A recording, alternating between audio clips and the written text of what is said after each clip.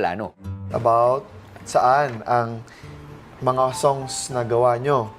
Which is See You Happy, saka yung kanina. Mainly about love. Mainly about love. So what we have planned for the musical is sort of a romance comedy. At alam ko naman po na magiging okay naman po ito kasi nakikita ko naman po na nakaka-build naman po kami ng magandang storyline. So, mag-breakdown tayo ng kinds of love na lang muna. I agree. Siyempre, romantic love, Family love. familial love, family. May mga ano kami doon sequence. Mas magugulat ka.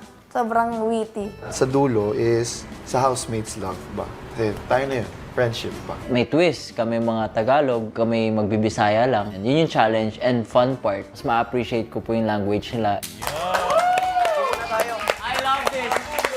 Maya-maya, bago matulog ang housemates, Countdown mo.